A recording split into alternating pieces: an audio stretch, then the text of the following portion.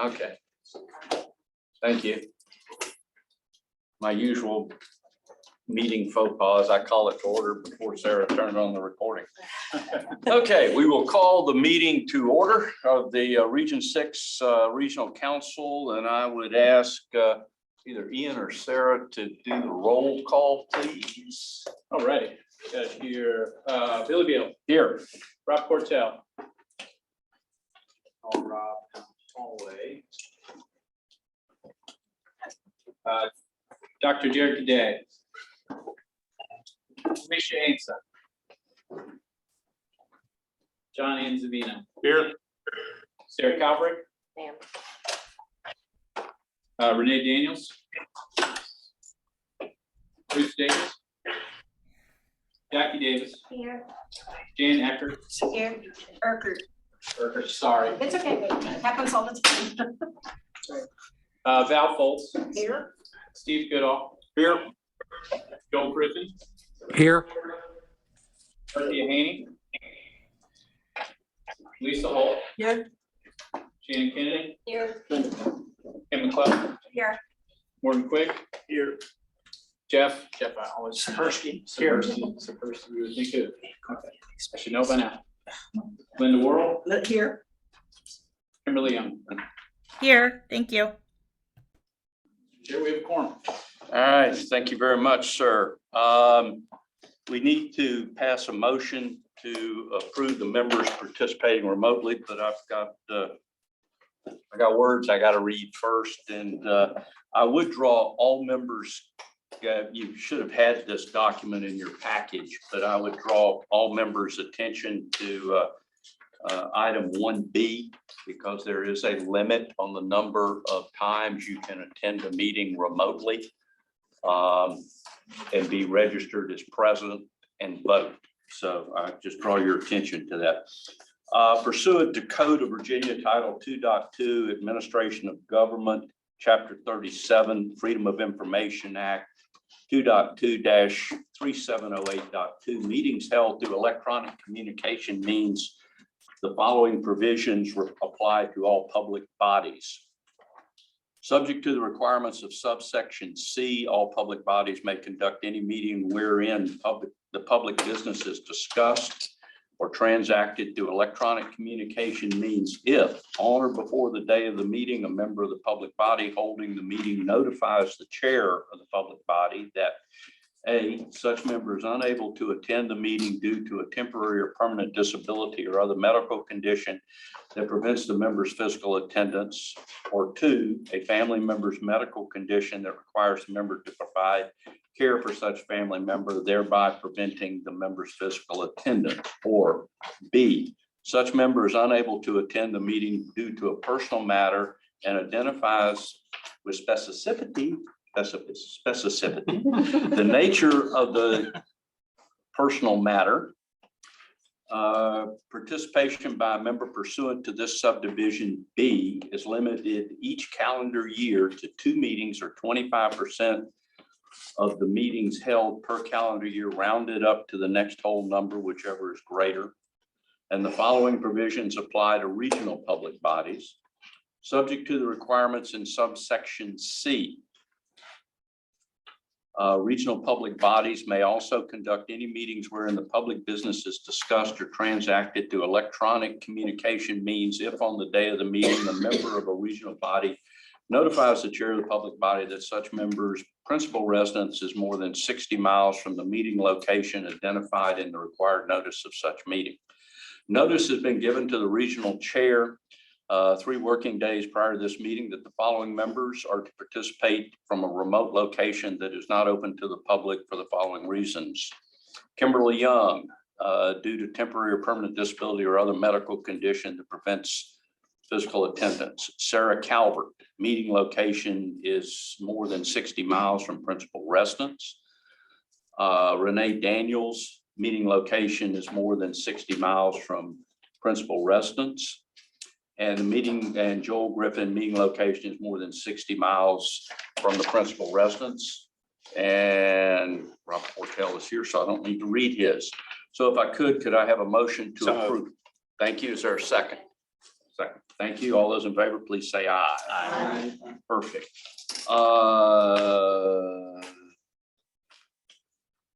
Actually, I'm going to skip the introductions because we've already introduced the council and the other people that are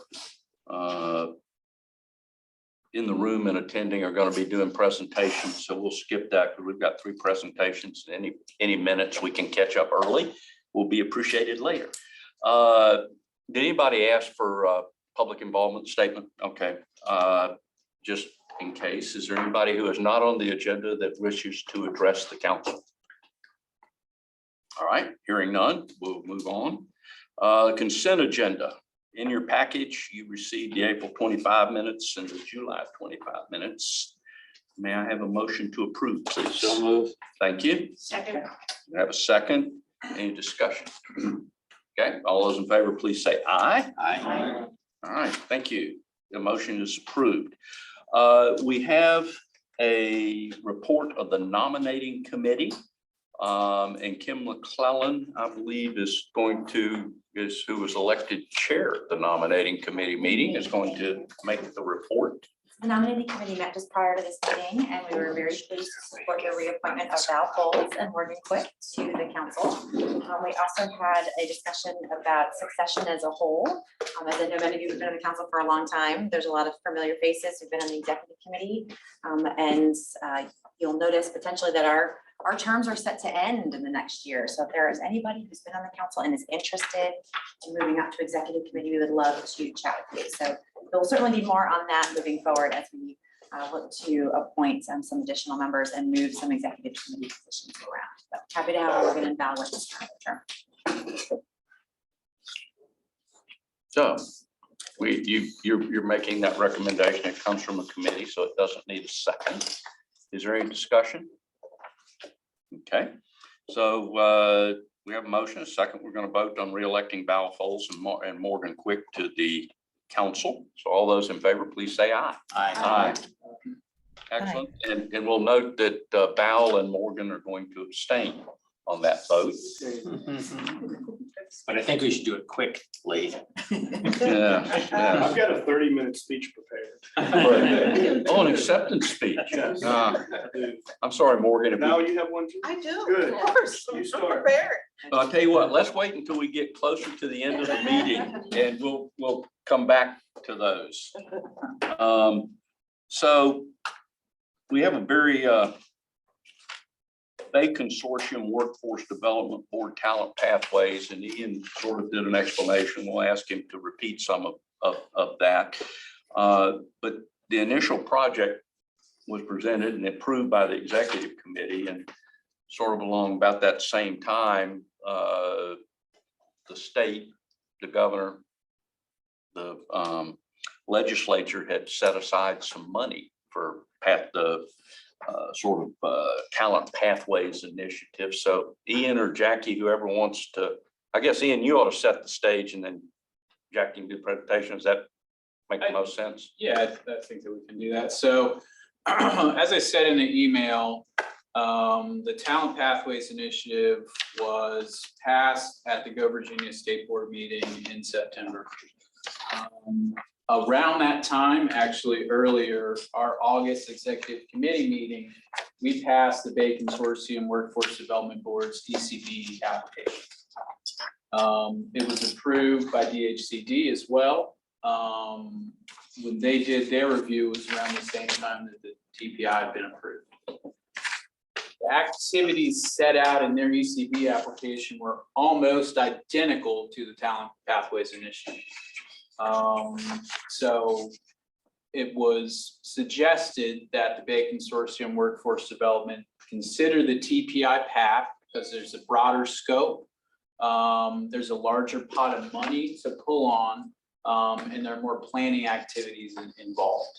And after consulting with Jackie and her team, they wanted to go down that path. So right now, what we have on the agenda is a vote on their application. And two of the most important parts of this process are approving them as the service provider for the planning activities under the Talent Pathways Initiative. which are in the guidelines in your packet. And then approving the industry clusters that we'll focus on, which are in their application and were outlined in the email that I sent to you all. Those industries were selected based upon our growth and diversification plan, and identifying them as high growth industries within our 6 priority clusters.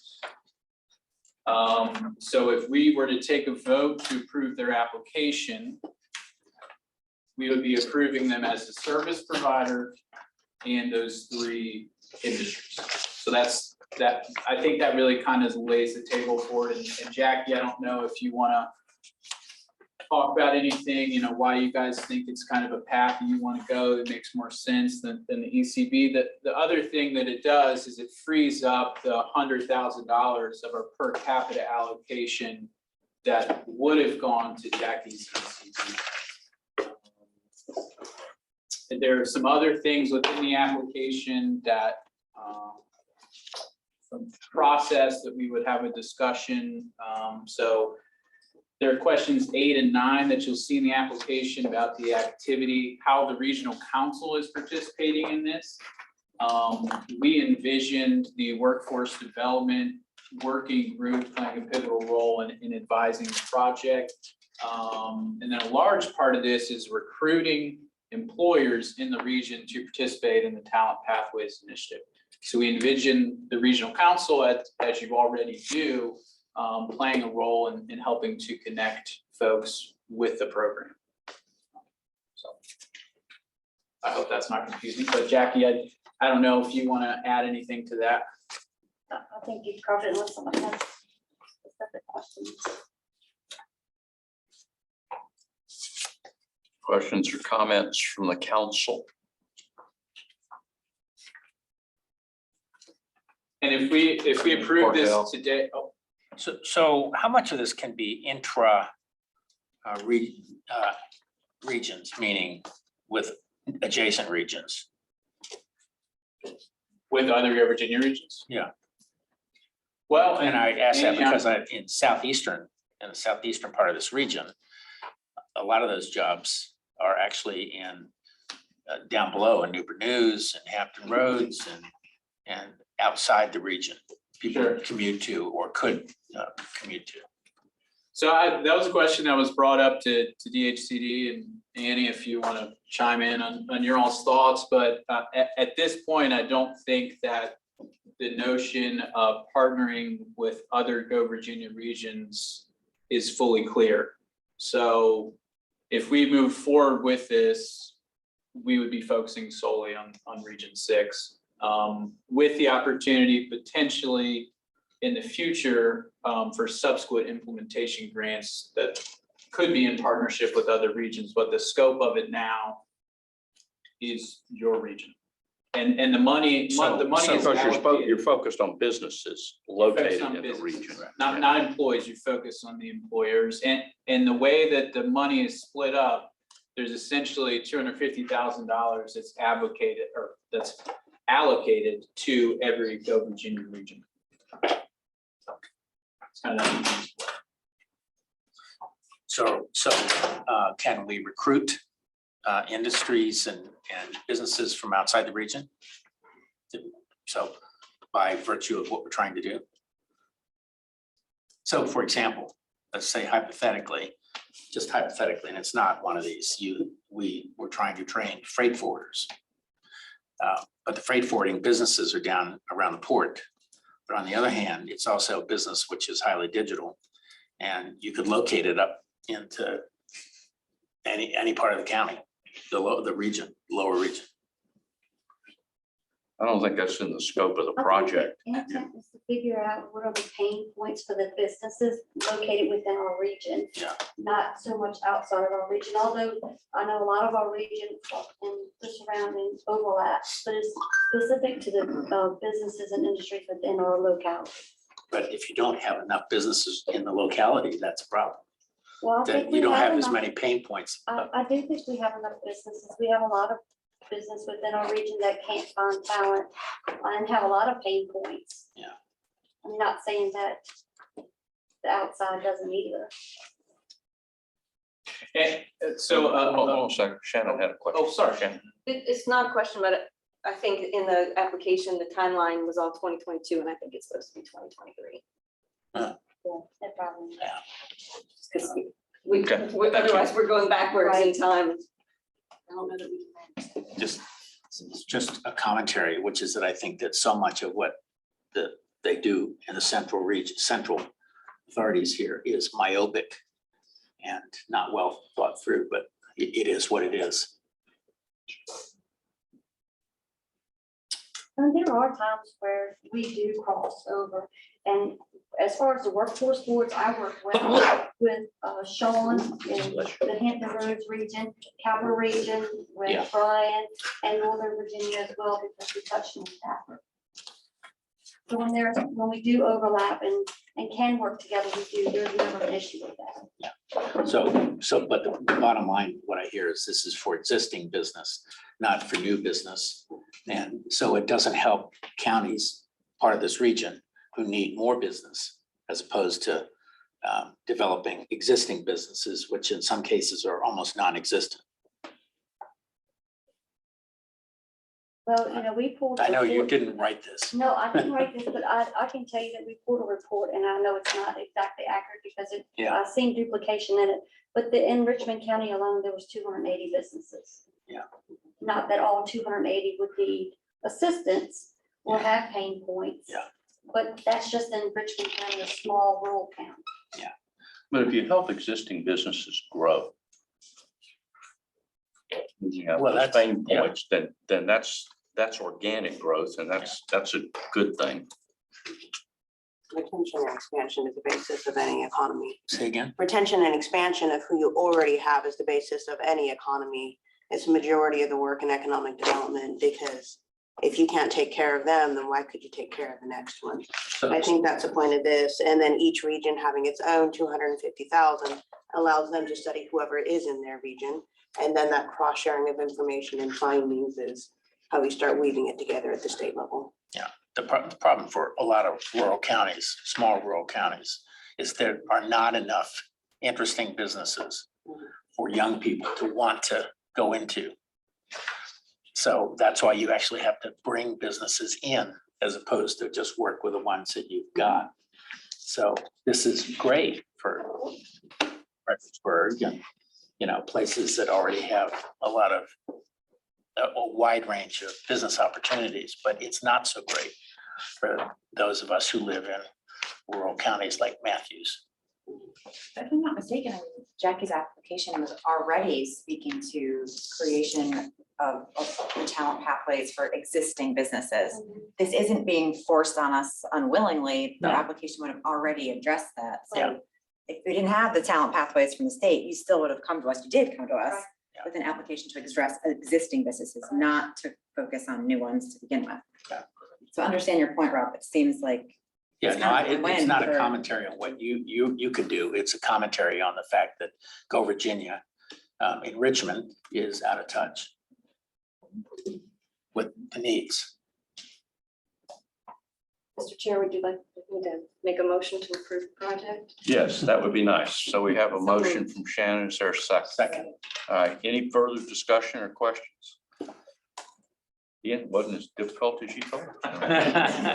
All those in favor, please say aye.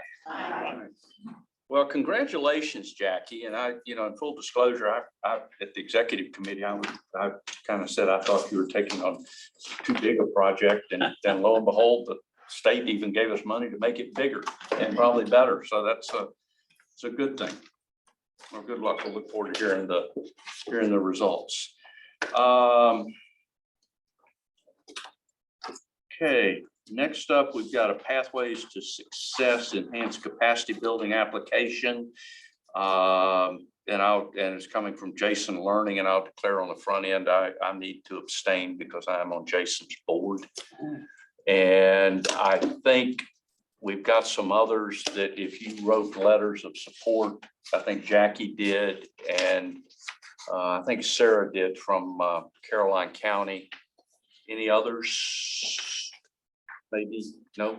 Okay.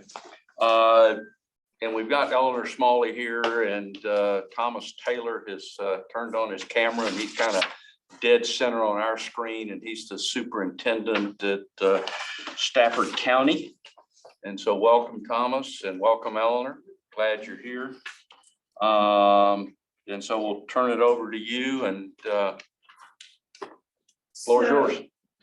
So Thomas sent me a note. He's dealing with a series of flu issues in his district. And so I think he's going to kick it off just in case he needs to leave, right? So Thomas, take it away and then I'll pick up. Thank you so much. And thank you for having us and considering this opportunity. We see a need to enhance our regional workforce in a pretty dramatic way.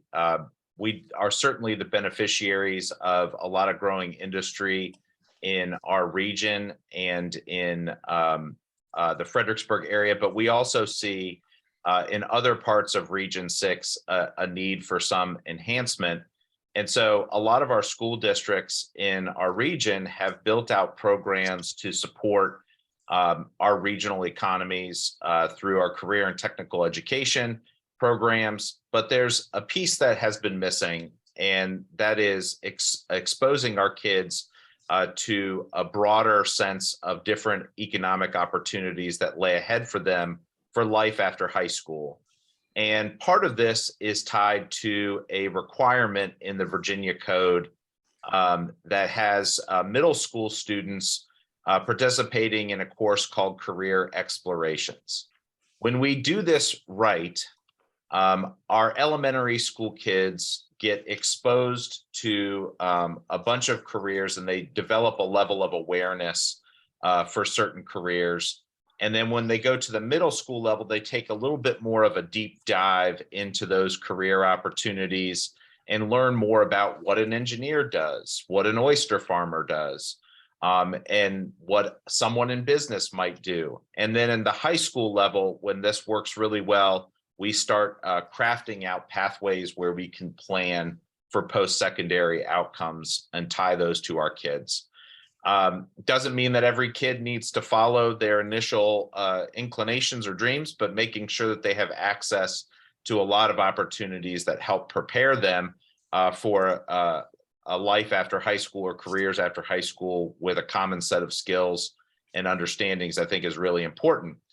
So back to the missing link. Our missing link is clearly at the middle school level, where we don't have a lot of access to high quality content that showcases things in our regional economies that could be really viable career paths for our kids. And we know that this region has a growing cybersecurity industry, a growing ecotourism industry, as well as a lot of long-standing traditional businesses and parts of our regional economy. And it's a very diverse economy, but making sure that our kids have access to an understanding of what is in that economy and how they might better prepare themselves is really at the nexus of what this proposal is all about. And with that, I'm going to introduce Eleanor Smalley, who is the CEO of Jason Learning, to tell us a little bit more about what we have planned in terms of creating high quality content for this career explorations course. Thank you very much. And we're going to quickly run through some slides with you. Thank you so much, Thomas. I am the CEO and president of Jason Learning. Jason Learning is a nonprofit dedicated to curriculum development in the STEM arena. We're located in Virginia. Our offices are in Loudoun County. And we actually work with a number of districts. But as we were working with Stafford, they use our materials. K-12, we began talking about what we needed to do to really meet some of the pathways needs.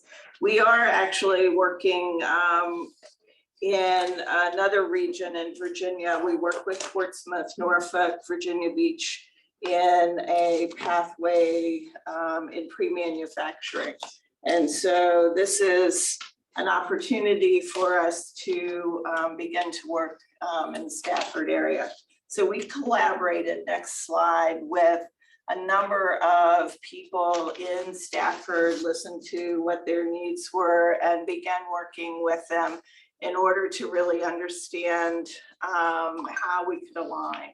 And what we saw and what they were really saying is, as Thomas just so eloquently said, is the need is in 8th grade.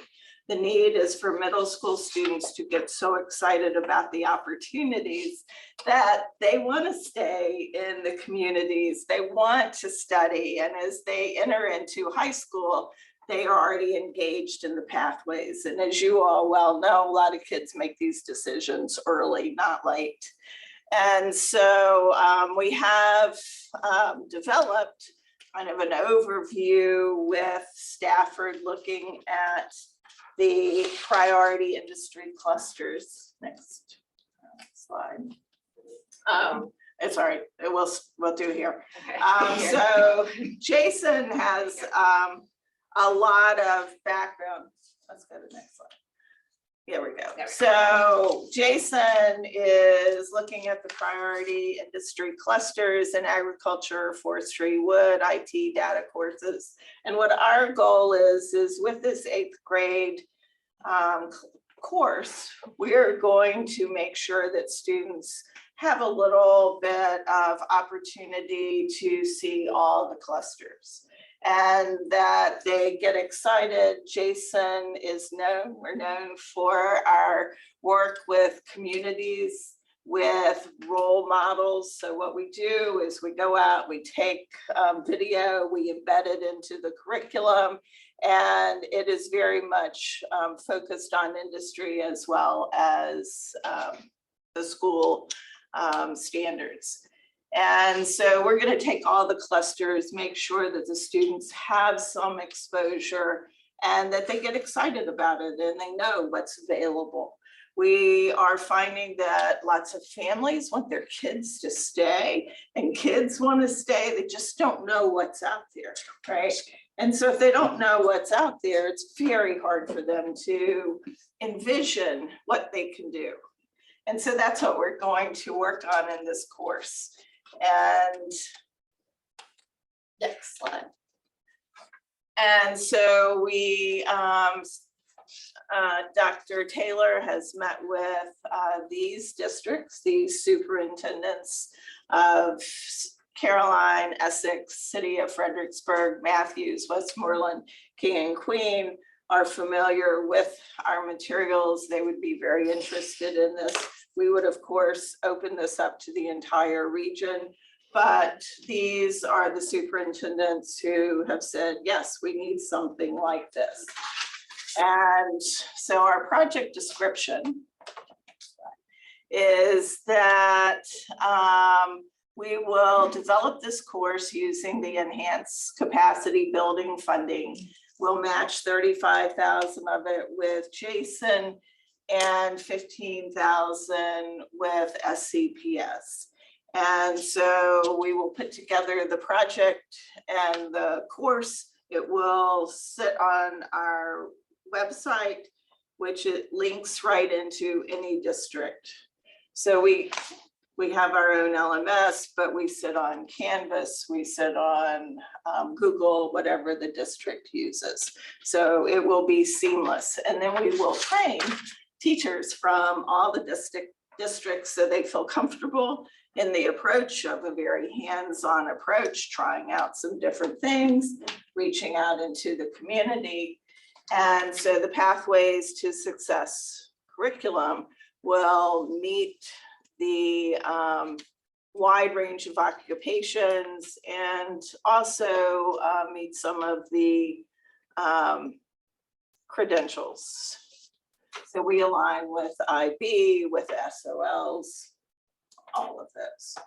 And then we'll do our engaging content, real world examples, hands-on activities, many challenges.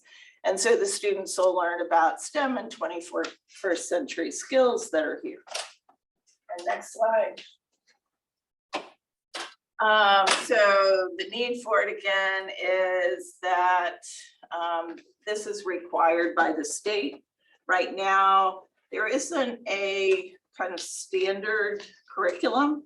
So, and what has happened at the middle school is it's being taught by a number of different people. So you might have a teacher from an arts class teaching it. You might have a teacher from a math class teaching it. You might have a teacher from an English class teaching it.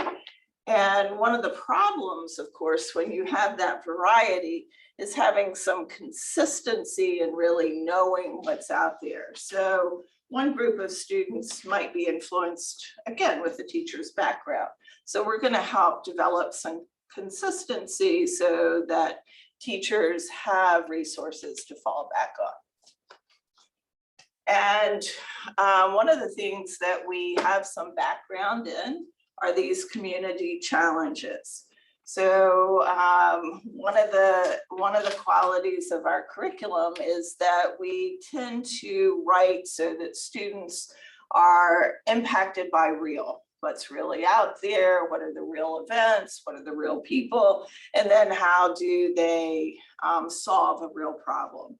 And so one of the things that the superintendents and Dr. Taylor was very interested in is that we're going to also embed a piece in this so that our students become entrepreneurs and they figure out how they can add back to the community. Because as you know, the best way to learn is if you can apply your learning, right? And that's what we're going to do. And I mention it because we have experience. We've written a full series of curriculum with NC State. We're working on our second one under an NSF grant, and it works really well because if kids are solving problems in the community, then they own that. And so we're looking for a way to apply the knowledge of the opportunities so the kids are problem solving in your communities. So project timeline is we are ready to start. We've been working with Stafford folks for a while. We in Q1 will have the curriculum pretty much developed, and then we will try it out because, you know, it's always best to beta test. And so we'll work with our districts, do some beta testing with the teachers and kids, and we'll finalize it by the end of May, if not sooner. And then it will be ready to launch for everyone with training for teachers in July so that it can be launched in the fall.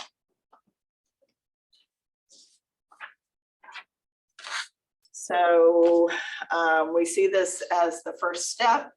And Dr. Taylor, do you want to add anything and close us out? Thank you so much, Eleanor. Just to add that this is not just a benefit for Stafford County, but really a huge benefit for some of our more rural school districts. About 1 million years ago, I was also the superintendent in Middlesex County and know all too well how resource constraints can really hamper our ability to support student opportunities. And we acknowledge in Stafford County that we need to take a leadership role in guiding this work so that some of the other folks in the region can benefit from it. And we see this as a real need and a real opportunity, and really know that this is something that can help the entire region, not just the Fredericksburg area. Questions, Rob? Lots of questions. I'm delighted first that Matthews is participating because when I talk to kids in that county, they're not looking for ways to stay. They're looking for ways to escape because of the limited career choices, politics, you know, they're not as conservative as their parents or grandparents. All sorts of things. They want the big city, this and that. So I think this is really important. I guess one question I have for you, and I think you've sort of answered it, is if you could give some examples of the kinds of community projects they might do, one. And I think I also heard you talk about matching. You're trying to create aspirations, I think. Then how do you match the curriculum to that? And, you know, I think that's really important right now. If it's eighth grade, the eighth grade scores 4 to 8 just dropped like X% under the NCES, you know, the recent report. And partly it's because kids aren't interested, partly because teachers aren't interested, all sorts of reasons. So so once you start with like what a typical project might be, and then talk about how you would match a kid and a career to a curriculum. So let me start by, I'll answer it in 2 ways. And then I was also a retired superintendent, so I'll try not to, a superintendent in Clark County for 12 years, which is a rural area. So I'll try not to get too superintendent-y because it's hard for me, even though I've been in Jason for a long time. So I'll give you an example of a project. We have been working in an area in West Virginia called Doddridge County. It's a very small rural area. They have a lot of extraction industry, but one of the problems, as you know, in extraction industries By is extraction, I assume you mean mining. Yeah, gas. It's big gas. But they're very interested in, again, how do they keep their kids engaged and connected? So in their CTE programs, they see civil engineering as a huge draw. But civil engineering is not something that the state was teaching. The state was teaching an engineering course, right? But how to build robots, but not how to actually understand topography, where you look. And so we started working with them on a civil engineering program that would actually attract kids. They now start, they're sharing that out early. The other place that they were particularly interested in is, could they work in HVAC? It's a big need in that area. They're doing a lot of building. And so we started early. And one of the problems in the way that their CTE programs were set up is that the kids were kind of bused to an area for CTE. And so it wasn't bused. But what was the acronym after that? Oh, career tech. Okay. I'm sorry. So career tech. And so not everybody got exposure. And as you know, HVAC is air conditioning, yeah. Heat. It is one of the most interesting careers out there right now because it's the exchange of air. And since COVID, oh my goodness, the requirements for understanding how you can deal with the air, it's science. So we started, again, in all the schools working with this. What we have now seen is that students have actually been hired and they're working across West Virginia into Morgantown and other areas. But because the nature of the industry of building, they can live in Doddridge. So they're maintaining that culture. Our approach with HVAC was, our challenge is for the kids to actually figure out a way to add value to the individual home. So how did they go in to meet with community members and help community members to understand how to make their homes with better air quality? So everything from changing filters, but the kids put it together. The kids saw it, they presented. And as they do that, they have gotten really involved in it.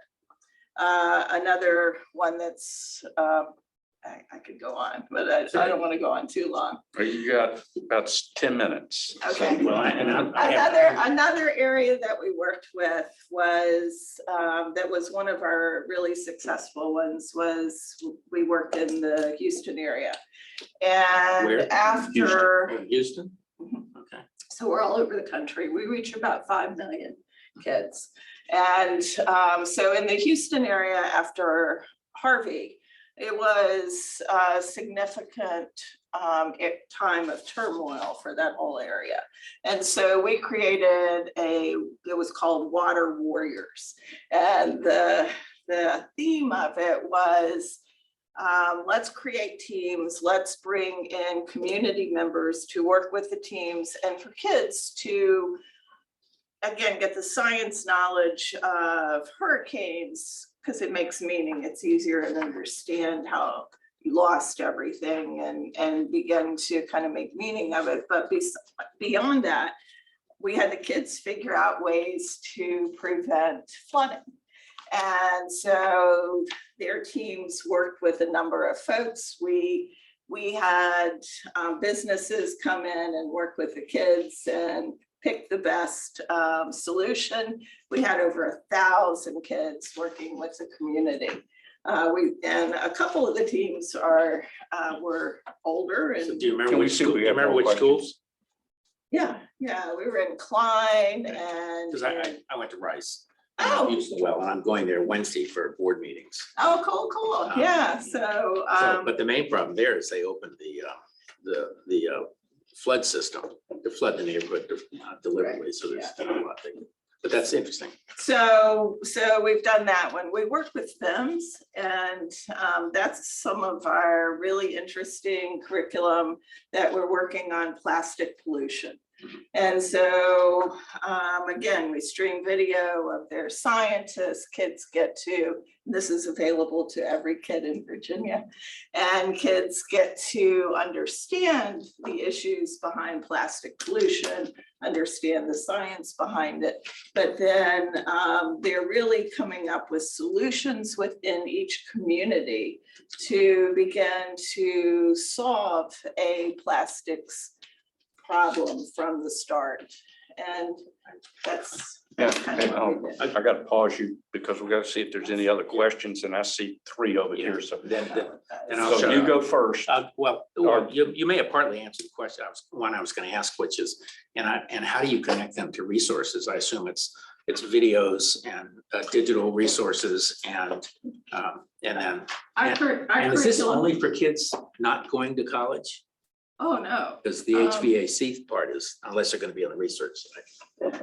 And so we match standards, as I said before, and in our standards alignment, and yes, we are virtual. In our standards alignment, we align not only with all the state standards, but we align with IB.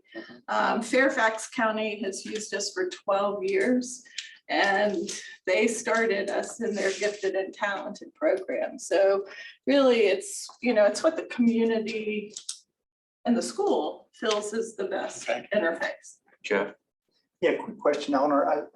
Sort of the converse of Rob's. My locality is not on that list. Were they all approached and chose not to, or have they not heard the pitch for this yet? I'm language stricken. Dr. So Tom. I can respond to a couple of things. The list of folks that responded were the ones that did so very quickly. And I know that there are other school divisions within the region that have expressed interest since we've put this slide presentation together. And just because they didn't write a letter of support or initially introduce their interest doesn't mean that they're not interested or that they wouldn't benefit. This is who we had at the time of putting together the application and putting together the slide presentation. I'll add one additional note to the previous question. and add that there's a component here that might be missing from our career and technical education programs. And that is the connection that some college, whether that be at Rappahannock or Germanna or some of community college or a four-year institution, is going to be a part of a lot of the programs that we have and that we will need to have to bolster our local economy.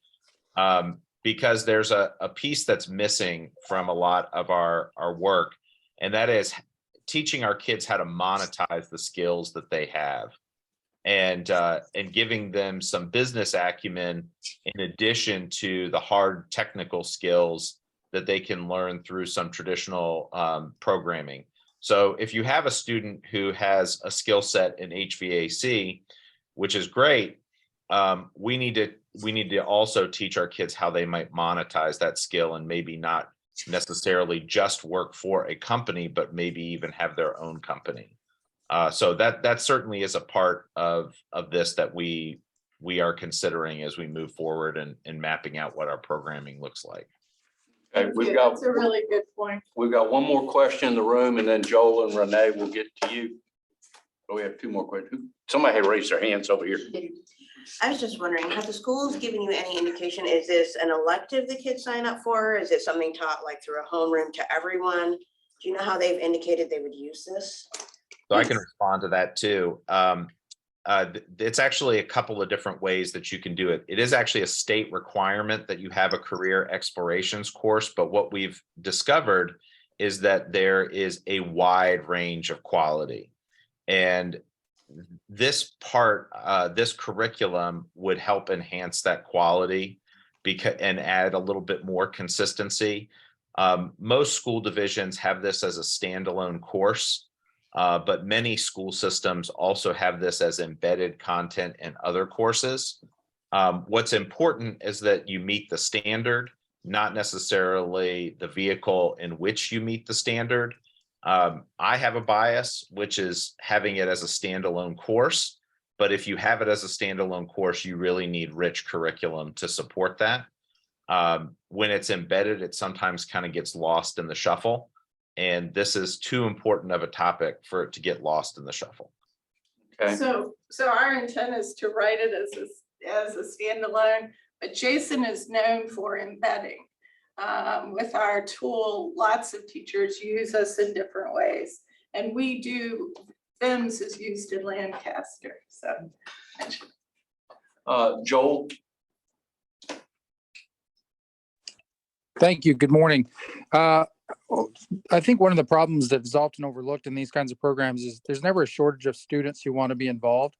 There is, however, a shortage of teachers who are qualified to teach it.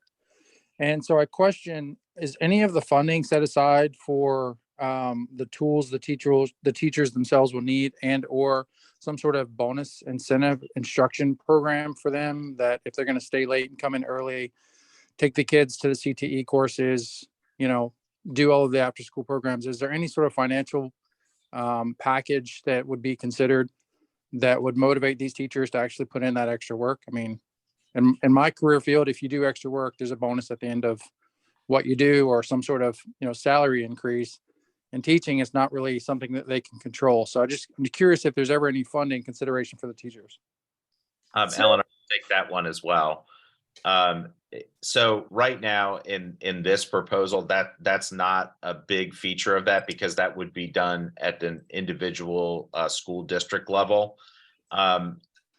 In terms of the career investigations course, and this may be a weakness at the state level, anyone who is certified to teach is technically certified to teach this course. And it is within a really, really broad spectrum. And there's maybe a weakness in that broad spectrum because it is so wide. That being said, one of the biggest things that we have heard from our teachers in terms of what they need to do to teach this course successfully is they're a little bit found in wanting in terms of having the curricular resources. It's almost like they don't know where to start. And this is really kind of the starting place for that. in terms of providing them a basis from which to teach their course from.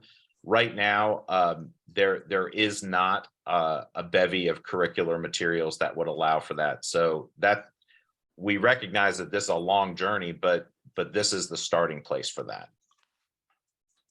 So in our project timeline, if I could add to that, there is not embedded money for teachers, and that would come from the district.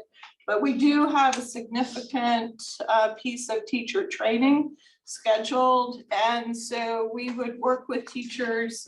The other thing about our materials is that we believe really strongly, so as we develop student-facing materials, we of course develop teacher-facing materials, because it is very difficult to teach if you don't have that teacher guide materials. And so that is in all of what we do. But we do have embedded in this about almost a fourth of the projected money for teacher training. Okay, thank you. Renee? You're muted still, I think. Can't hear you.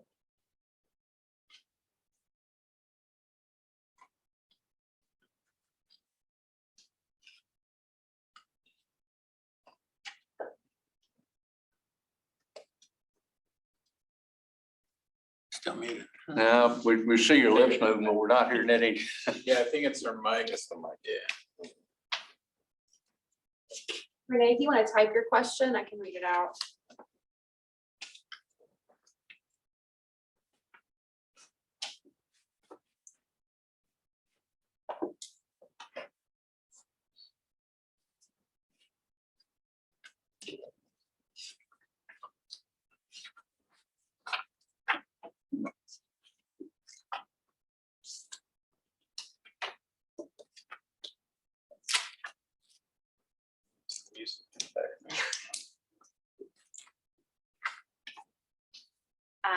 Says Dr. Taylor, as far as timeline, when is the next time we will meet with the superintendents in the region? We will meet with superintendents in December. We have a monthly meeting just this past week. Superintendents in our region met. And although this was not something that was discussed at the last meeting, we actually plan to have Jason Learning as our guest at our next region meeting. Okay. One last question. Oh, yeah, Jan, I'm sorry. That's okay. Just for due diligence on my part, because I haven't been on the board all that long. I want to make sure I'm reading everything correctly. In the case of this particular project, our share of costs would be about 100,000. Is that correct? Okay, so if I then go down to the budget page, which in this packet is page 259, it's the last page. Am I correct that that would come out of per capita funding as a project funded? It would come out of our per capita allocation. Okay, so I think it would be, for me anyway, if y'all don't agree, that's fine, forget what I said, but I think it would be helpful as a board member when we have these projects, if you could, as part of your analysis, if I may have missed it, but help us understand the impact on the overall budget. Like with approval of this project, you've got X number of dollars left to spend. I'm having a hard time. I mean, this is very difficult format with 259 pages, and I'm up and down and up and down. And I think it would really help us as a general statement on projects to help us get the big financial picture in terms of our budget.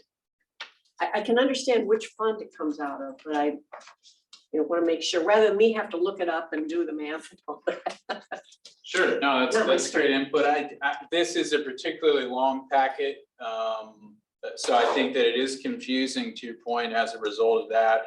A big portion of it are the applications. You'll see at the end of your packet, though, our financial report. And we put that in each regional council packet as well as the executive committee packets. And you'll see our per capita allocation, it breaks it down per project, what they're gonna be pulling out of that. And then if all approved, how much we would have left in our per capita allocation. And these allocations, some of the projects are multi-year projects, so this would be the current fiscal year's allocation for that multi-year project, correct? Correct. Thank you. Okay, any other questions? Is there a motion? So move. Thank you. Is there a second? All right, there a motion, a second. All those in favor, please say aye. Aye. And just to review the abstentions again, it's Jackie, it's me, and Sarah Calvert. I think. Could I ask Eleanor, would you take 1 minute with me afterwards? I have a piece of Yeah, idea. she's staying for lunch. Okay, good. Well, I'm not. Oh, well, then be 1 minute after. Okay, thank you. Discussion. Next up, Workforce Now implementation. Carly Walker. I don't think Carly's on. She had, she will be on later. She had a So do we situation last night want, with do we an want to emergency. move, we want to move her, we want to move Vernon out? Are you fine with us? moving on? Absolutely. Okay. Then we're going to skip around Workforce Now. We're going to move to Innovation Pathways Implementation Application, Vernon Green. Good morning, everyone. It's an honor to be here before you today to talk about this Innovation Pathways Workforce Development Project. Again, my name is Vernon Green. I am the CEO of G Cubed Enterprises and the founder of G Cubed Community Services. 2 slides ahead, please. And so I've always been taught, find a problem and solve the problem. The problem that this grant is planning to address, as a business owner, I am having a hard time finding qualified personnel to fill the ranks of the positions that I have. I am a cybersecurity and IT government contracting company. I've been in business for 8 years. We do just under $10 million a year. The challenges are that in this post-COVID environment with the Great Resignation and all of this, our workforce is simply not where it needs to be as far as qualified people filling the ranks. G Cubed and G3CS want to be a part of the solution and not the problem. And so what we started to do is work with our with academia. We've partnered with Stafford County Public Schools as well as Germanna Community College and other entities in the area, and created educational platforms and solutions that we believe will get young people, veterans, spouses, and teachers certified at a faster rate. We tell people that certifications will open the door to making money. Education will get you promoted. So getting as many people certified as we can, as quickly as we can, will help us replenish that workforce pipeline. And not to be over dramatic, but I did 20 years serving in the military. I truly believe that this lack of IT and cyber knowledge is a direct correlation to weaknesses in our national security. And for the region that we're in, we have such a large number of companies in cybersecurity and IT components. This becomes a pipeline of young talent coming in. It helps small business because when you have younger people coming in, the salaries are more cost effective. And so when you talk about an economic development opportunity or workforce development opportunity, these type of projects allow small businesses to get resources so that they can grow. It provides students and young talent an opportunity to learn in the environment where they're trying to chase their career. And it provides a holistic solution to workforce development and economic development.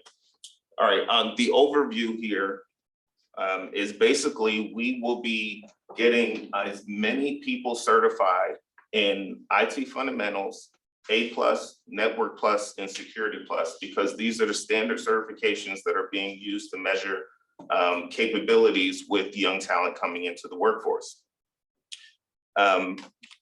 My company has been doing this effort for about 4 years on our own. I can tell you in 2020, my for-profit gave 86.9% of our net income to our nonprofit to provide solutions for STEM education, working with Stafford County Public Schools, tutoring. I teach on the side at the community college to try and help get this workforce up to where it needs to be. And so we're not saying that, we're saying that we know this pilot can work simply because we've already been doing it on a smaller scale for a long time. After applying for this application, for this grant, we actually wanted to go a step further. And so we reached out to CompTIA directly. CompTIA sent two of their senior vice presidents down to our offices, and they're going to come on board. We don't have the letter in this packet yet, but they told us this week that this is the exact kind of effort that they want to get behind. So they're going to provide us with their curriculums for their certifications. They're going to try to get us as big a discount as we can on the certifications and the study material. And so bringing them on board, one, it adds a lot of credibility to the program, but it brings a lot of resources to the table. And so my company has already gone through the process. We are now a CompTIA partner. We are working with Stafford County Public Schools to get them as a partner. And I believe Germanna has already gone through the process to become a partner. But that's going to give us academia, industry, and nonprofits working together for public-private partnerships for the advancement of the community. Next slide. Okay, you're already there. All right. And so on this slide, these are the classes and the number of certifications we're looking to push. This is a 2-year program. We believe that we will get upward of, what is this, approximately 900 certifications. I didn't list that as individual people because we believe some people will get multiple certifications. Another aspect of this that I believe Joel Griffin touched on it earlier.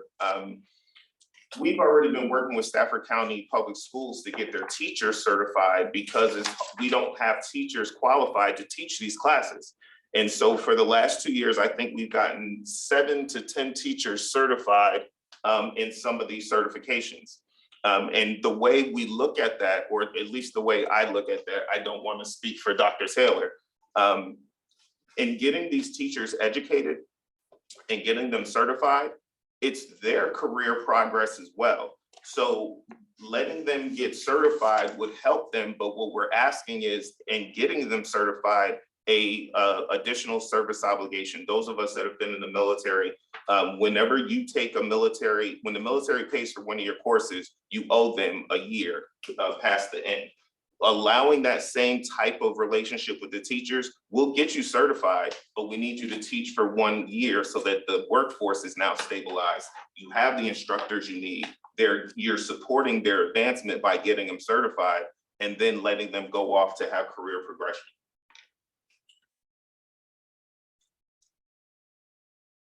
One more slide, please. Currently, these are the partners that we have on board. We've talked to several counties, and to address one of the questions that I think I heard Mr. Donald ask earlier, you know, we are absolutely willing to work with other counties across the region or within other regions. The reason why this is so impactful here is because we have a group of leaders that I meet with regularly, elected officials, the superintendent, the leadership of the community college, as well as we mentor other industry partners in the area. So we have a group of people that are used to working together and can make this happen. It wouldn't be as effective for me to go into someone else's county and try to do this because I just don't have the relationships or the network that I have there. But we are absolutely willing to share what we've done with these other counties so that people that do have those relationships can learn from this or cookie cutter and recreate it.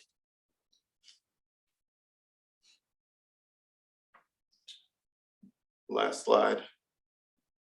And so the numbers on the bottom, we're looking at CompTIA IT fundamentals, over 400 certifications, A+ 220, Network Plus 160, Security Plus 100, and Unity Coding approximately 20. That's a longer course. It's a software development course. I am available for any questions. Joel, I see your hand up, so we'll let you start. Yes, sir. Thank you very much. And again, good morning and welcome Vernon to the group here. I will just say that I've worked with Mr. Green for a number of years as a government contractor. We've partnered on opportunities in our public service involvement in the community. The unique thing about this program is that it's business led.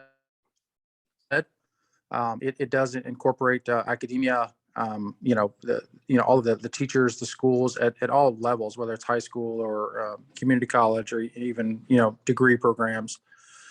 So it's a very unique initiative that he's leading. And being business led means that it's constantly being refined for business needs. So I for one, support any connection with the business community. I mean, the idea is that the students are going to leave the schools at some point and go get a job. Cybersecurity continues to be a nation leader in job resources, both in terms of entry-level positions as well as those filling middle management. So having a business-led program is, I think, the direction that we should all be looking for other businesses to get involved. So I just, again, want to publicly applaud Mr. Green for the initiative that he personally leads in many cases, but also brings a lot of the stakeholders to bear on a regular basis. Thank you, Joel. Any questions here in the room? Linda?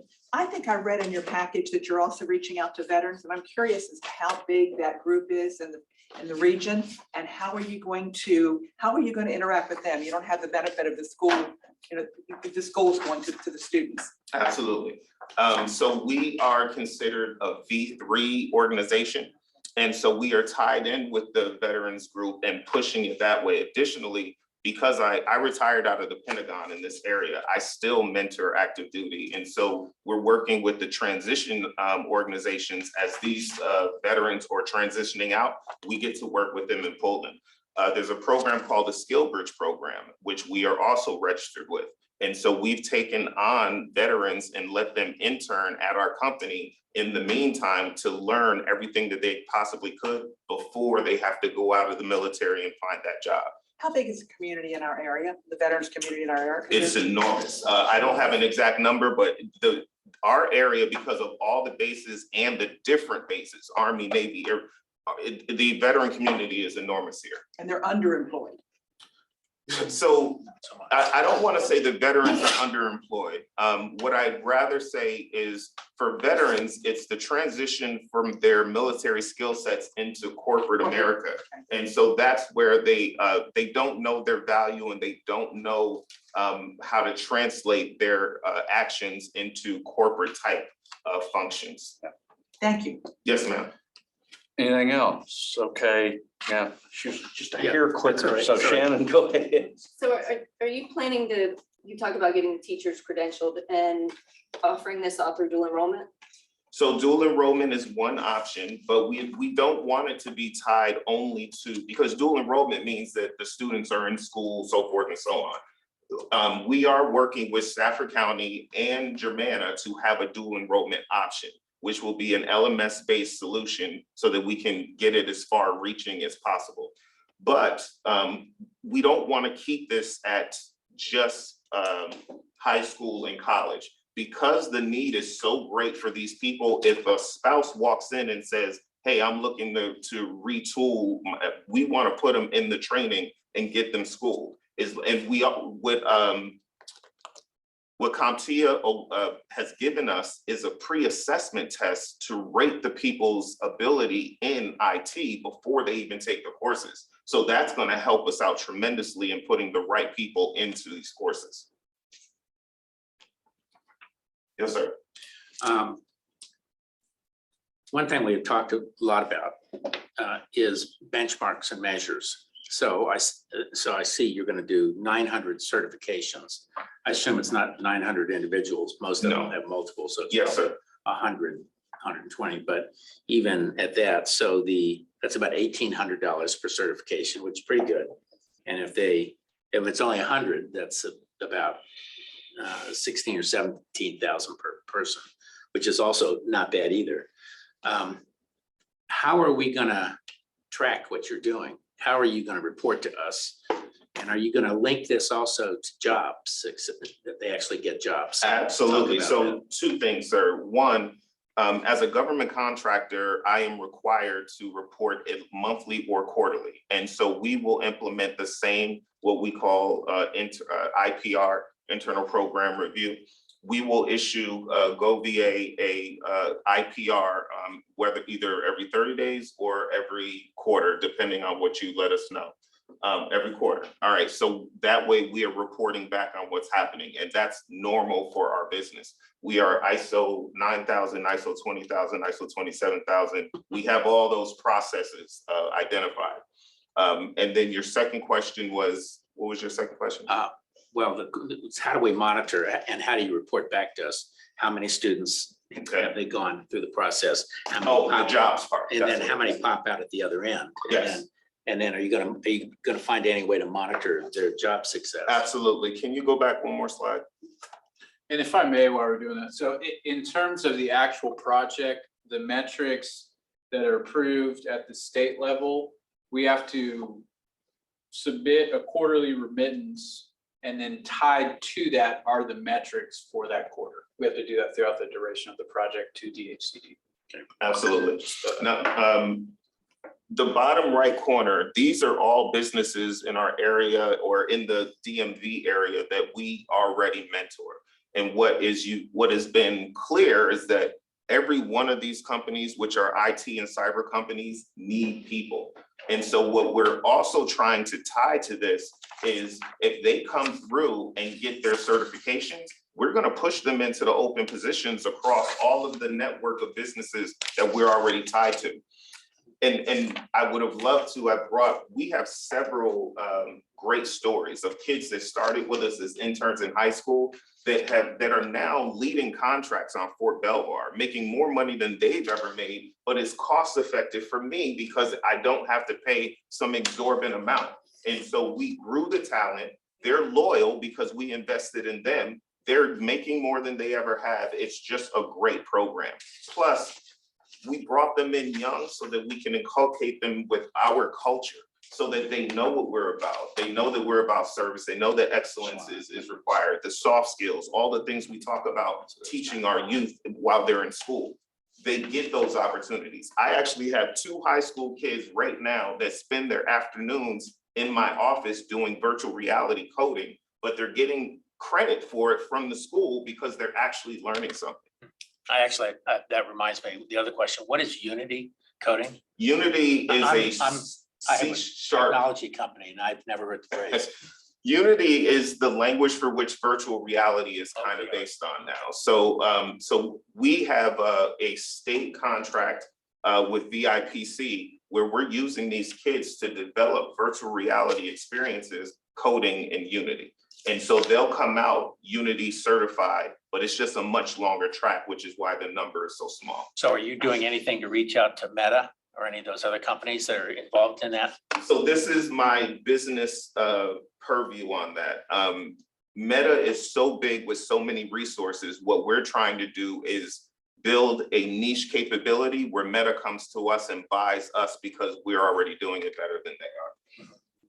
But they do have offices in Washington, DC and they're looking for ways to, as is Google and all the rest of them, to participate in workforce development. So it might be worth it. Yes, sir. I will definitely do that. Yes, Shannon. I'm from RCC. We have a federal grant where we're doing credentialing for teachers and we require them to stay 3 years. Well, that part I don't control, but Thomas is on, Dr. Taylor is on the line. There are legal ramifications that need to be looked at. I made it as a suggestion because that's what we do in the military, because there's also the option of the time or pay back the certification. There's things that you can put in there, but that's a legal battle that between the school and the teachers. Okay, a couple of things. Since you're tracking the latter part of K-12 and you're tracking veterans, would you be able to split the numbers out when you're reporting? I don't think we ought to say, gosh, you got to have 50 of each, half of each, but I think it'd be interesting for us to know where it's really having its most impact. And I guess really this next question is probably more for Ian than it is anybody else. Well, let me back up. A lot of what the Go Virginia dollars are, it's like $73,000, $74,000 a quarter is going to pay people's salaries. What happens, Vernon, when the grant's over? Great question. And so what I'm hoping is that we're gonna generate something that is gonna create a pipeline to where now we can start charging for the staffing of these students coming into position. So now where, I don't know how much you're informed on what we pay for staffing. If I go to a staffing company, I have to pay that company 20% of their annual salary, right? Well, what we're saying is we can do that for $5,000 a student and start making money off of every student that we send, which is significantly cheaper than what staffing companies are, but we're also sending them entry-level people. So I think that's fair. I believe that utilizing it as a staffing opportunity will allow us to have a return on investment by the time this money is over. Okay. Now my question, I think, are we going to get pushback from DHCD because we're allocating vouchers, which is maybe another name for scholarship, because we're paying for tests and certifications and books and curriculum? Are we going to get pushbacks on that part of it? Because it seems like we have in the past, or they have in the past specifically excluded that. So, yeah, scholarships have explicitly been excluded, so potentially, Annie, I don't know if you want to weigh in on that at all, but. Could I? This is Kimberly. Could I weigh in for just a quick minute? Yeah, but we were getting ready to get the answer from somebody from DHCD. Oh, go ahead. Go ahead, Kimberly. Sorry, no. Go ahead. Go ahead. I don't know if I have the answer. Okay, then go ahead, Kimberly. Go ahead, Kimberly. Okay, sorry, the mute button eluded me.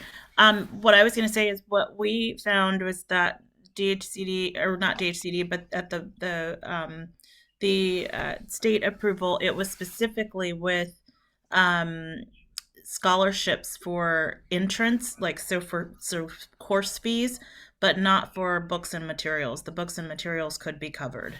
Okay. Well, and the test vouchers as well. And the test voucher. All right. Well, then that answers that question. Now, one more for you, Ian. This is as big a grant as we've probably given in a couple of years, and doing a quick gander at the page that Jan mentioned, that leaves us down to like 80 some odd $1,000 left.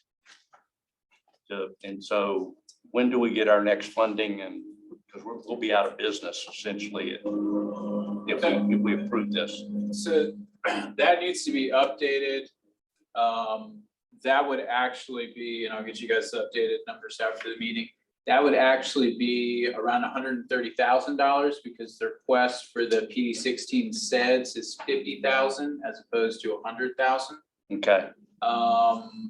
And that number is based on if we have our entire pipeline approved. So that's the 3 projects here. That's the PD16 SEDS, and that's 2 more ECB projects. And when does that, and that's for this fiscal year? That would be this calendar year. Calendar year. So we would get more funding come January 1. No, so sorry, we wouldn't get more funding. We wouldn't get our fiscal year 2024 per capita allocation until July. Some regions have gotten it a little earlier. Last year, I think it was Region 9, or actually the Northern Virginia region, I think they got it a little earlier. So the point is, though, if we fund this, and this isn't an argument for not doing it, I think it's just more of an awareness. If we fund this, and I realize you're right, we're working off the pipeline things, and if there's a couple of 100,000 that aren't improved, or that are in the pipeline, it still leaves us with a fairly small chunk of money. It's true. Okay. And by what point? So until July. July. July 1st. No, but what point, at what point will that, will we be down to 100 and something? Well, once we commit to this, that money has to be basically in our books set aside. Yeah, but I Right. mean, but we haven't approved the others yet, right? And so that's why I said the end of the calendar. So we'll know where we are in terms of that funding by the end of this calendar year. Because everything in our pipeline, if it were approved, would be approved by the end of this calendar year. Okay. So it's a 2-year project though, right? Is the 900,000 and some dollars for just year one, or is it spread over 2 years? Well, it's just spread over 2 years, but the money's still allocated and therefore needs to be Yeah. Yeah, it has to be. taken. I mean, we'd still have it in our checking account, but we wouldn't have it in our budget Wouldn't to, have it to- to be able to designate to grant. someone else. yeah. It's basically committed as soon as it's approved by DHCD. Well, as soon as a contract is signed between the applicant and DHCD. So why isn't that considered a 2-year budget and they bump it into next year's? It's just an allocation against next year's budget. 900 this, 900 next. That would make sense, but I can't. Yeah, I don't think that's the way we account for it. Well, but it would make sense to do it that way. Oh, now I have one last question. If you knew how much money you were getting next year, which we never know. You never know till the legislature. And it's like happened in the last legislature, they decided they wanted to take some back Yes, that's that we true. hadn't spent. Vernon, you were like 6 months too late with this project. I have one last quick question. Yeah, go ahead. So during COVID, we had some projects in cyber security and all this other kind of stuff. And the parties executing it, now this is not a criticism, just it's an observation, themselves said they had a problem getting people to sign up. So I think you have like 180,000 or something for advertising. So it's a big chunk of change. How are you going to Fill those seats. make that effective? And I think there's an assumption everybody's out there waiting to be a cyber warrior, but that's not true. I mean, it's kind of a boring profession, to be honest. Oh, I take offense to that, but okay. I will say this, sir.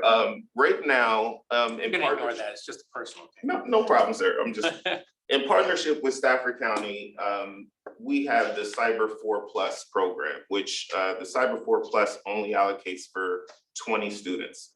Yeah. When the Cyber 4+ curriculum was initiated, and Dr. Thomas, please correct me if I'm wrong, I believe there were 384 applicants for that program.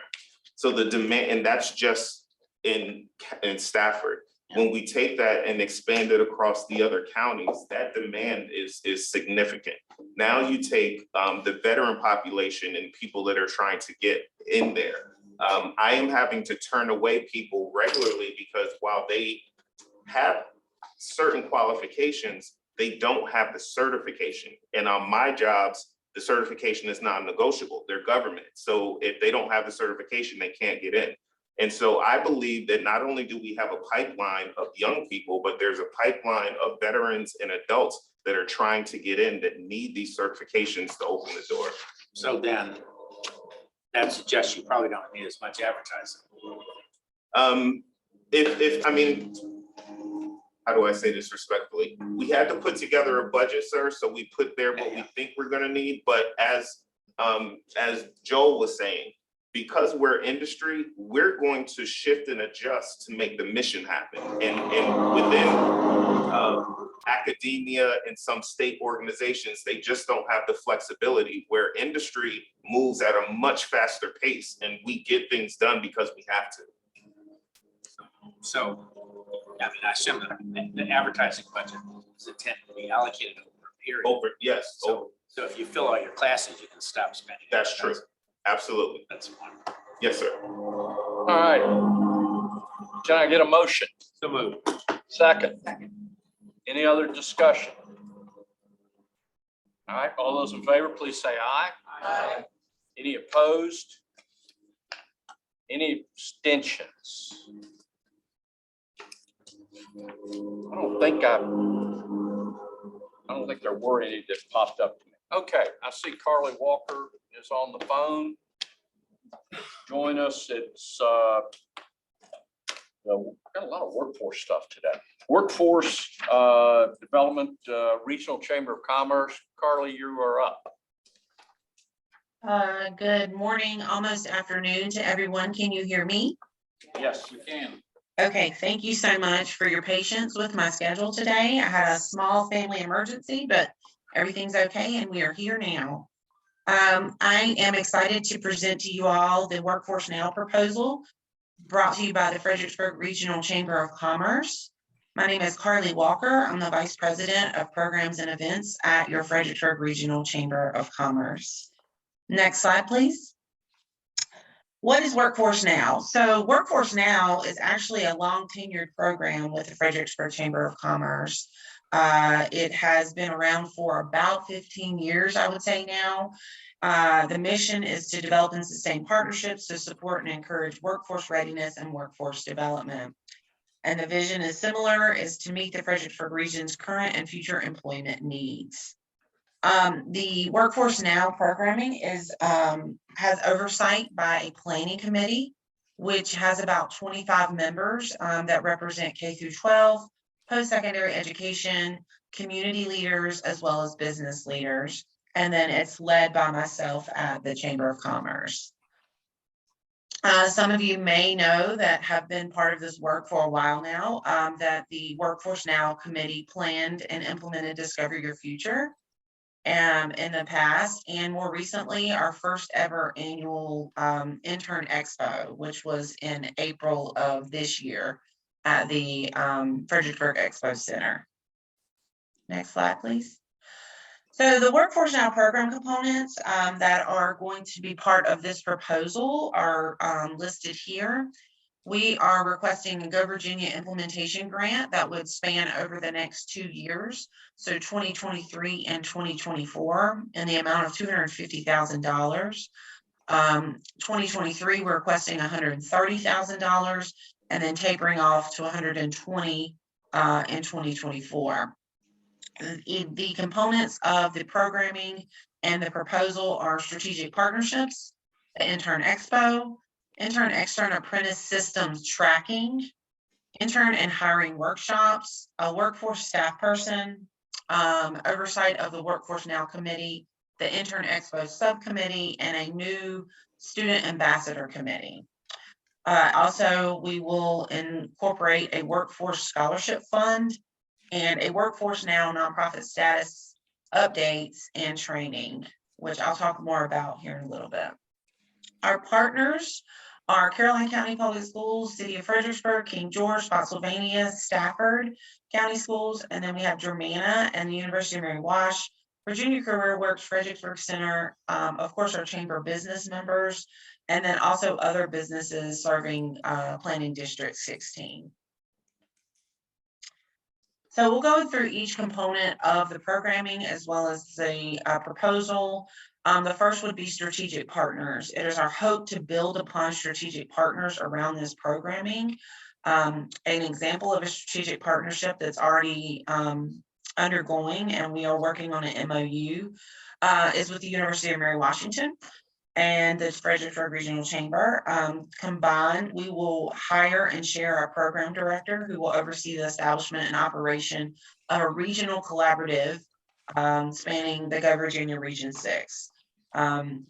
This director will work with a little bit of everything within this grant proposal, as well as some programming under a grant that University of Mary Washington has received. And I know Kimberly Young is on the call, and she can speak to that grant more eloquently than I can. But that's an example of one of our first strategic partnerships. Of course, our Intern Expo, we are currently under a capacity building grant that we received through Go Virginia for $36,000. And that allowed us to bring the first ever Intern Expo to our community. And this grant proposal is no different, but it will include the second and third annual Intern Expo. You'll see the goal here for the Intern Expo is to connect students with internships, externships, and apprenticeships with a variety of businesses and industries, specifically those targeted through the Growth and Diversification Plan of Go Virginia. This event will be overseen by the Intern Expo Subcommittee as well as the Student Ambassador Committee. We already have a date on the calendar for Valentine's Day. So we have a slogan, "Will you be my intern?"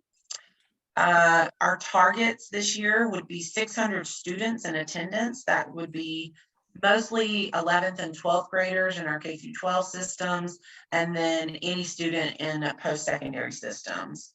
And then 100 businesses is our goal. This year we had about 400 students attend, and we had about 50 businesses attend. So we have extended that those targets quite a bit. The next component is the regional tracking system. So it has been brought to our attention that there's no one entity that is tracking where internships and externships are available, as well as available resources for both businesses and students. Businesses obviously looking to host, and students seeking intern, extern, and we'll just call it WBL, work-based learning opportunities.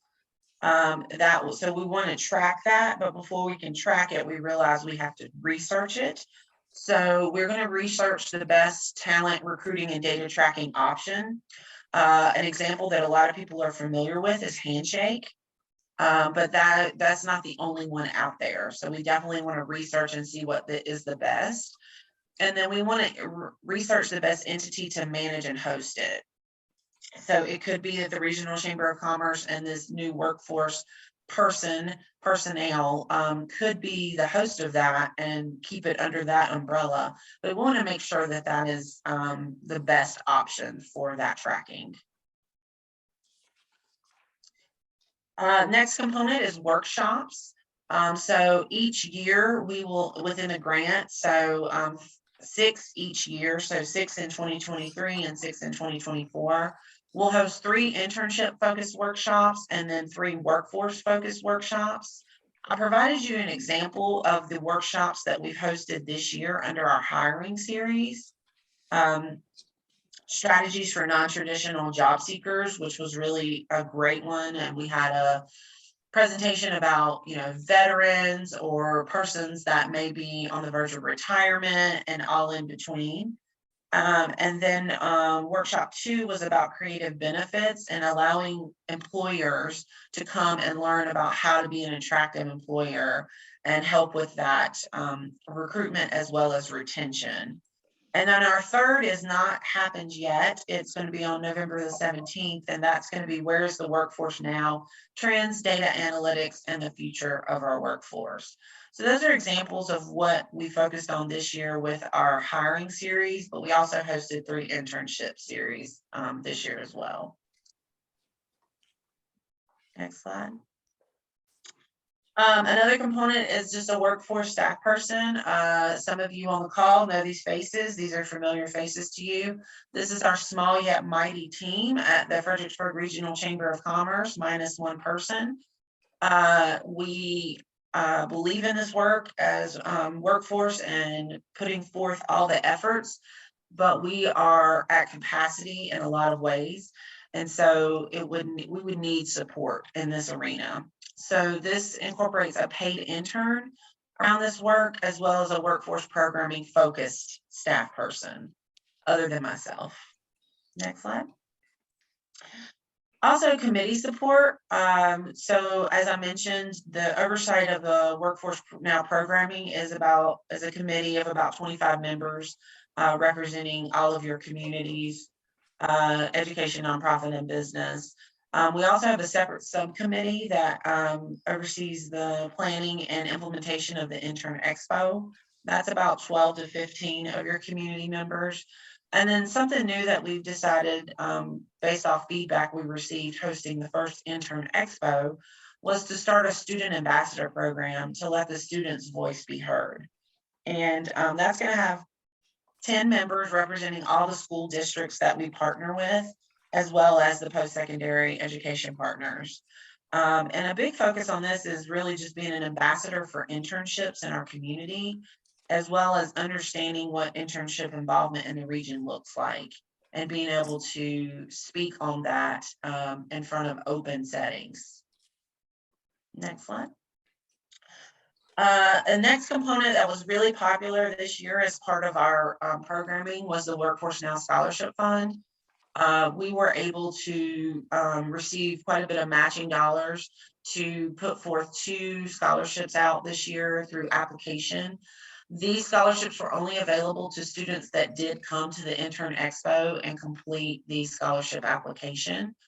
These are our 2 students, Jamal Johnson and Gabrielle Williams were our recipients this year.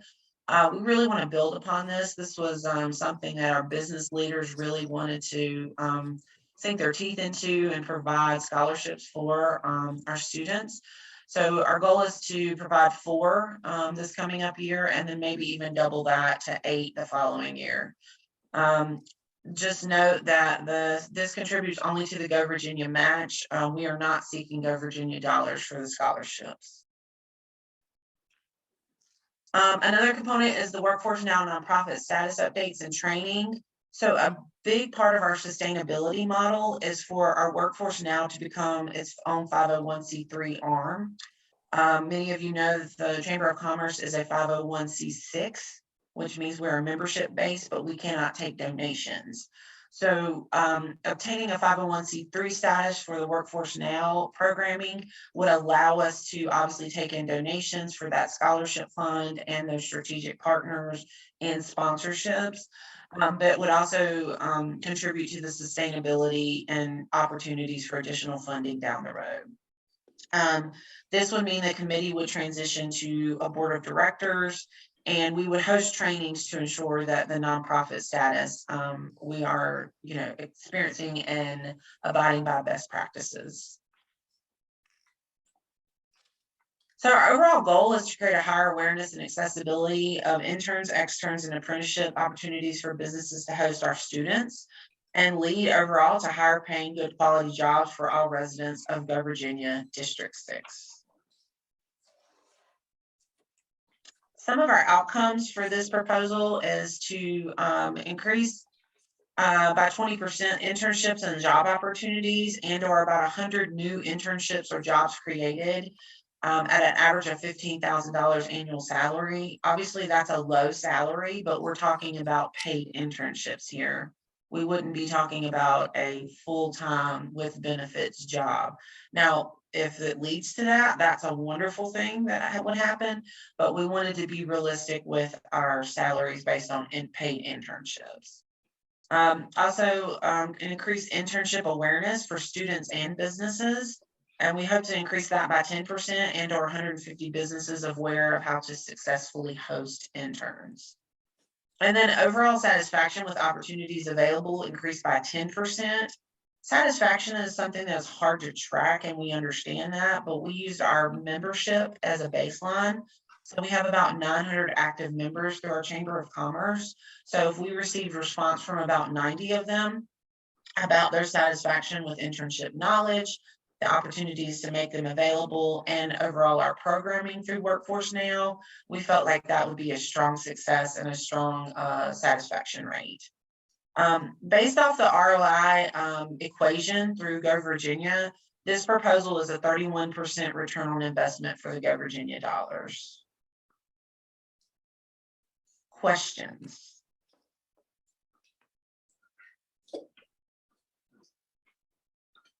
I see none around the table. Well, I have sort of a. Well, we have one. Go ahead. So we've got 3 workforce development approaches that we've talked about today, starting with K-12 and then sort of somewhere in between after that, and then what you're doing. And I guess the question I have is, how do we make these things part of a continuous, a continuum, so that when you get somebody interested, they go out and actually meet an employer who's doing it, or they're interested in cyber, they might want to go take your course over there. I mean, everybody works in silos. So how do we find a way to de-siloize all of this kind of stuff and other programs that are like that? Yes, sir. So, if I may, sir, and of course, this is not my proposal, but what I tend to see is that when you look around and see the workers, they're normally the same people. And so the fact that a lot of the supporters on all these projects are the same, if you look at where we're putting our advisory boards, I think that's where we can have the conversations of how to make them better, stronger, a continuum, as opposed to individual projects that are just going siloed. I think that these projects could feed one another or at least support one another. And within that advisory capacity, that's where that collaboration could happen. Well, we also have. Rob. Yes. This is Kimberly. I'd also like to speak up on this as well. For the University of Mary Washington, we were awarded the Virginia Talent Plus Opportunity Grant from the state. And in that grant, we will hire a director for regional collaboration. And so while it's also a state grant, it's outside of Go Virginia. And that is intended to help coordinate all of our efforts across Region 6 for work and learn opportunities.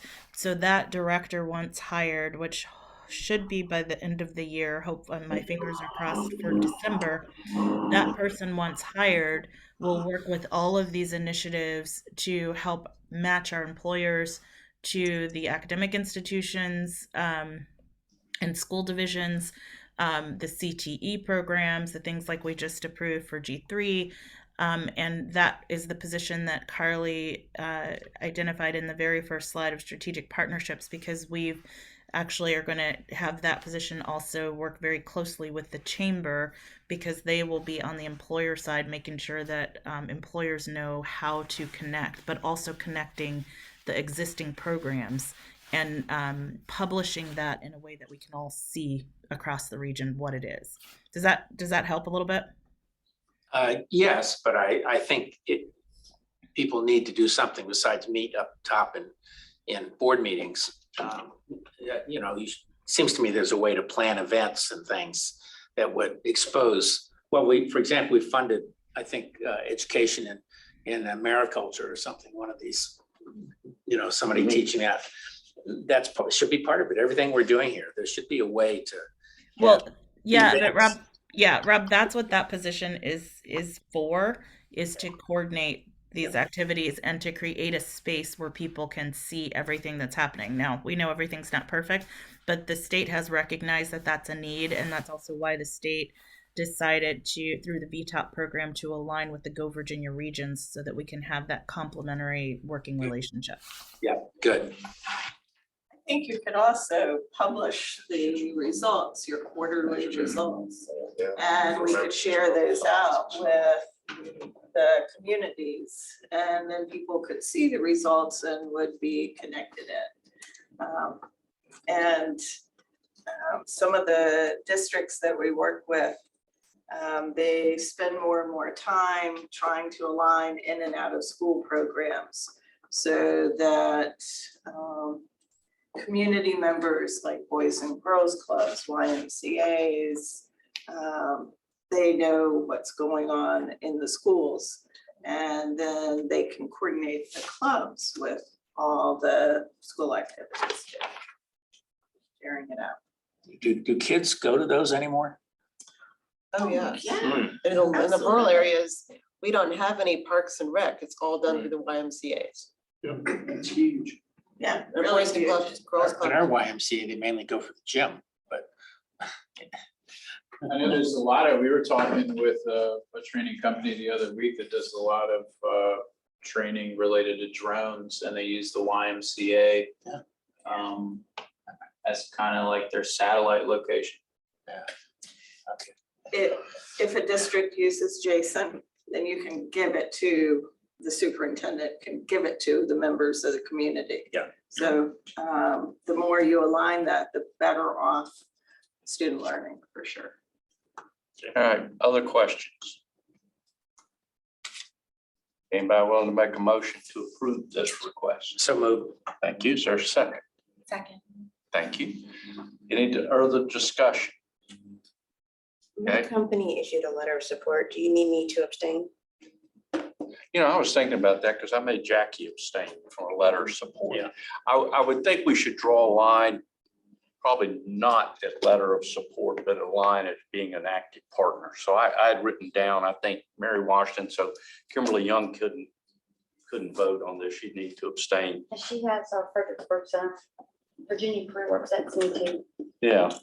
So I think if you are a partner in the application, you should probably abstain. If you just wrote a letter of support, I think that's okay. Besides, as you saw in some of the packages, clearly we're back to using standardized letters that get passed out and then somebody puts an e-signature on them and sends them back into us. So all those in favor? All those in favor, please say aye. Aye. Any opposed? Okay, and Kimberly, you're gonna abstain. Anybody else? I'm gonna say, so we partner with them too. Okay, so Jackie's going to abstain. And it looks like Sarah did in the chat. Yeah, and then Bruce Davis isn't on, so he doesn't need to abstain. So, all right. Excellent. Well, thank you. We are now down to the fun part of the agenda. Anybody that needs to go somewhere that's not on the council, you are more than welcome to leave, although some of you are hanging around for lunch, so you're more than welcome to hang around for lunch and sit through this. Next is the report of the executive committee and actions taken. Actually, I think the only action we take, we've already discussed, which was the approval of the BAIT Consortium Workforce Board application, which then we've got changed around and reprocessed again. So Ian, you've got a few minutes here. If you want to spend a little more time with the budget than we normally spend with this, you can, or anything else you'd like to do. Is there anything left in the budget? Well, just to walk through it. I mean, I will say it means that we have project activity. Yeah, which is a good thing. Right, so, you know, if we don't spend this money, we don't spend this money in a way that goes towards strong economic development projects, the state could come back again and draw back more money from us. So I think it's a net benefit to be allocating this amount of money to actual projects. So I'll just real quick, before that though, just as an FYI, the annual report is in your packet. We just have to bring it up to you guys. We're going to submit that to DHCD by the end of the month. If you feel any particular way about it, please let me know and we'll change whatever you want. But that's kind of a standard format, just reporting on what went on in fiscal year 2022. That again, we'll submit to DHCD next week. The roadmap and meeting calendar, we'll be pushing out some emails related to that, but all the meetings are scheduled for next year. Going to take the same approach of moving meetings around the region. In terms of the project pipeline and the financial report, because they both tie into each other. So if all of these projects that are in the pipeline, so these three, two more that'll be considered ZCB projects by the end of this year. And then the FRA's Entrepreneurial Ecosystem Implementation Project, which will be following guidelines by DHCD, so it's a high likelihood of being approved. We'll have $138,861.13 left to allocate projects. Over 9 months. Correct.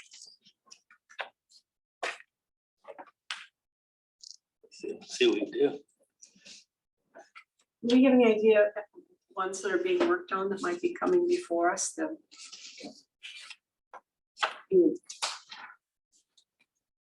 Sure. Not at this meeting, but in future meetings. Sure, so we have, Next week, so we have one project that will be considered as an ECB at the next executive committee meeting next month. They're asking for $98,000.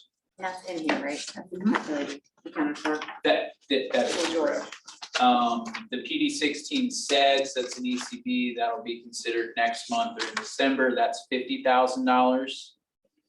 And then the FRA's Entrepreneurial Ecosystem Implementation Project would be $300,000.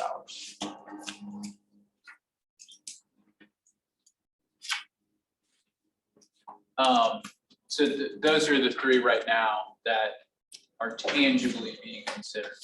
We're still in conversations with other folks because within that 138, we have some folks who have talked to us about pilot programs that we could achieve with, for instance, a $50,000 grant.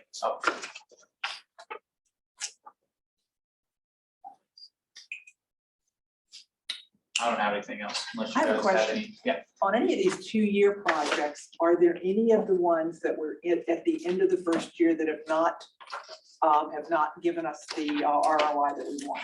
Are there any of them that we're obligated, do we have to fund the second year if they haven't met their first year obligations or return on investment or outcomes? What do we do about that? So that's a good question. We have had extenuating circumstances with some grants that were submitted, that were accepted during COVID, and because of that, they had That's issues COVID, around yeah. testing that were tied to credentials. What we've done for those typically is extend the performance metrics on those projects. So we haven't denied the remittance on those projects, but we have extended the performance metrics or modified those performance metrics depending on the situation. So we do have a conversation with them to get them back on track before we go into the second year. Absolutely. So we have quarterly reporting. Or earlier if they're lagging behind. So we're, okay. So we have quarterly reporting. We reach out to them a few weeks before the reports are actually due. So we do have that conversation if we feel like they are lagging behind.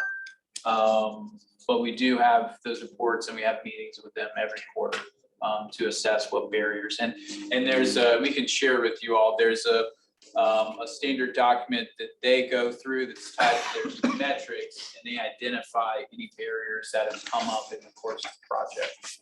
We can go over. Okay, Joel? Thank you, Mr. Chair. The question I have is, are any of the projects that we funded, are they year-over-year requests, meaning we have programs that are in our budget when we go back to the state and ask for money, or is all of the requests typically lump sum payment upon request? And then do we have any strategy to creating year-over-year requests? If we have organizations that come to us on a regular basis, are we planning for those in our budget as well? So in terms of actual allocation, a project is considered to be committed for that amount once it's approved by the state board. And sorry, what was the second part of your question? I guess the question is that when we approve it, is the capital call on the spot, meaning we give them a lump sum payment, or in the instance of, let's say someone wants $150,000 over a 3-year period, can we allocate $50,000 in the budget for them for those 3 consecutive years? If you look at Vernon's application, he's going to be submitting reports quarterly and basically requesting draws to meet what was budgeted, but at the same time, he's got to be presenting metrics to us. And if we start getting out of whack, then we've got to have a conversation. So it's a draw request, performance draw, I guess. Reimbursement. Yeah, reimbursement. Yeah. Correct. Yeah, it's a reimbursement grant, and no, you can't allocate it over the course of a few years. Okay, thank you. Unless Annie wants to make a note to the state board. Only I could do that. We have a few extra minutes before the promised adjournment. Is there anything?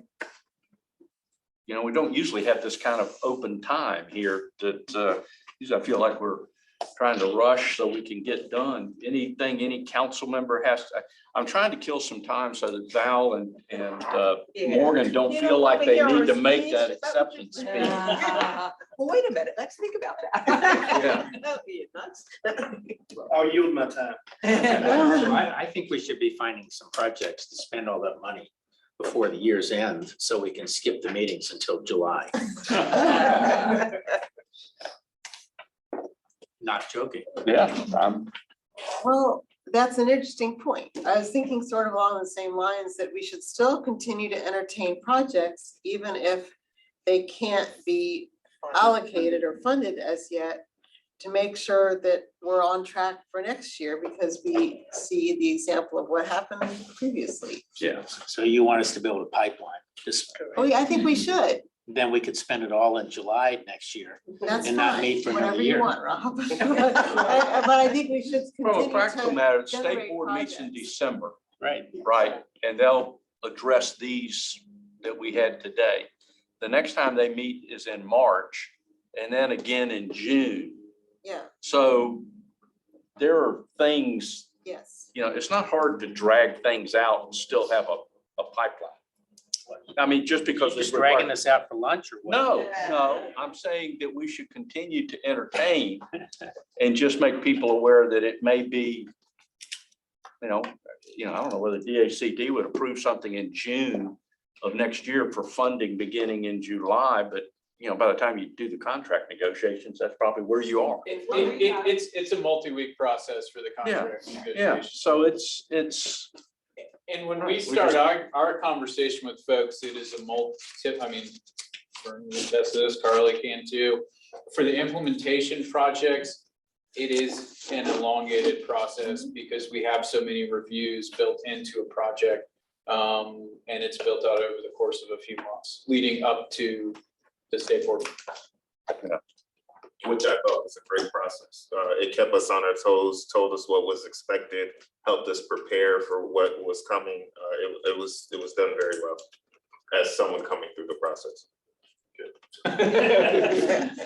We're always- And he didn't pay me to say that either. When do we find out how much money we get? When do we get that number? So you'll find out, so the official amount, General Assembly. Yeah, Okay. So it's really oh, you're saying the per capita allocation. Okay, so once the budget's signed, we wait till once the budget's signed, approved? Are you talking about for each individual project? No. No, I'm talking about next year's allocation. The region's money next year, yeah. Gotcha. Well, another thing I'll also mention is that particularly for implementation projects, there is the potential for, based on the recommendation of DHCD staff or the state board, that the budget be modified. So we have had projects where the budget has been reduced, not significantly, but in this case, we're looking at $138,000, $20,000 could be, you know, a considerable amount. So just keep that in mind.